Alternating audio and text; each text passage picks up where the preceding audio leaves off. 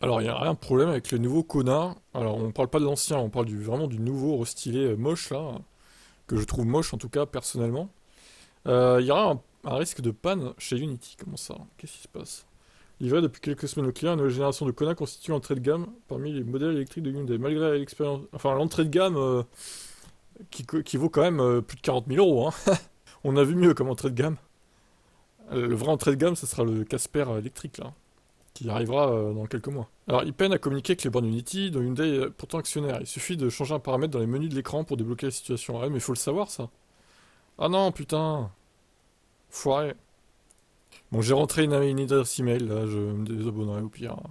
S'ils me cassent trop les noix avec leur spam de newsletter. Bon alors, je passe l'intro en lançant Kona en 2018. Il avait gagné une bonne longueur d'avance. Bah oui, c'était un très bon véhicule, le Kona, en 2018. Très bonne autonomie et tout. Franchement, j'avais été vachement séduit. Je l'avais pris, du coup, cette voiture. Hein. Franchement, très bonne voiture. Je regarde pas l'achat de ce Kona. Première génération qui était très bien, très efficient et tout. Vous avez pu voir les nombreux tests que j'ai menés sur cette chaîne d'ailleurs. Bon, alors le nouveau, là, le nouveau, vous n'êtes pas sans savoir qu'il me plaît pas. Le nouveau, je le trouve moche, grossier, en plus il est plus gros, il est plus cher. Non, ça va pas du tout. Avec ce nouveau Kona, on s'attendait pas, nous n'attendions pas de mauvaises surprises, et pourtant notre essai ne s'est pas déroulé aussi sereinement qu'on l'espérait, dit Challenge.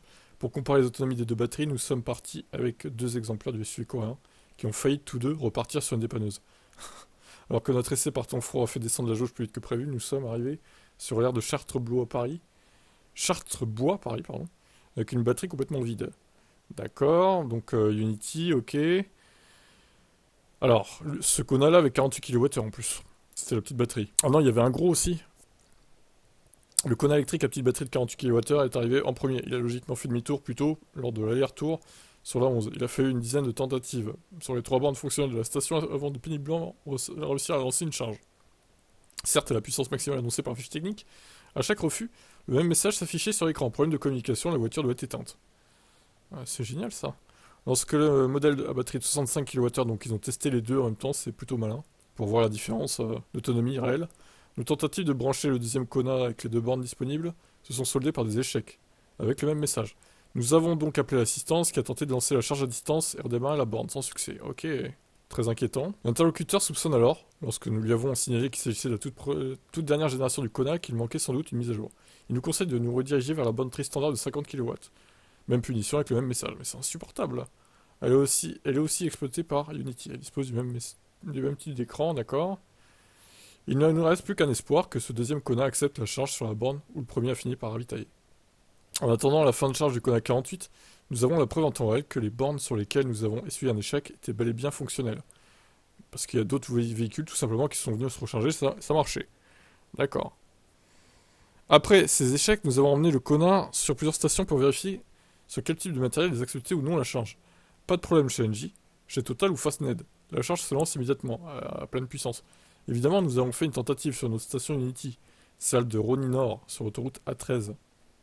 Sur cette infrastructure où les bornes sont d'une autre génération, nouveau matériel avec le halo lumineux au sommet, le Kona a chargé sans broncher. Nous avons essuyé un nouvel échec sur la borne Tristandard de 50 kW. À Nantes, celle-ci utilisait l'ancienne interface Unity, avec le même message. Donc il y aura un problème avec les anciennes bornes Unity, si je comprends bien. Une discussion avec Caradisiac a confirmé les soupçons. Avec un troisième exemplaire du Kona, ils ont rencontré la même difficulté que nous lors d'un aller-retour Paris-Alpes. Sur l'aire de la réserve et de l'aire d'Arvaux, le Kona refusait de charger, alors que toutes les autres voitures faisant partie de leur comparatif ont accepté la charge.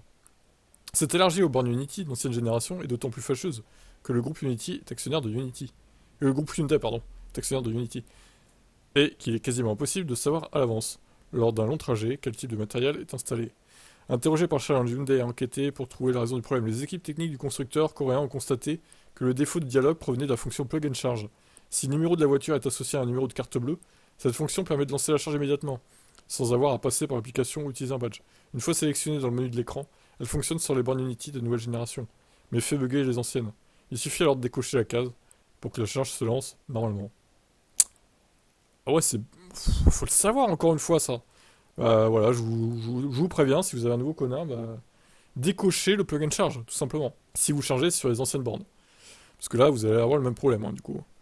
Bon, voilà, c'est toujours bon à savoir, mais c'est pas normal. C'est pas normal que cette voiture ait un tel problème. Il y a que lui qui a cette problématique-là. Alors, une mise à jour peut-être réglera le problème, mais Franchement, encore une fois, la personne qui achète un nouveau Kona et qui découvre l'électrique, ça peut vite le dégoûter, hein, ce genre de problème.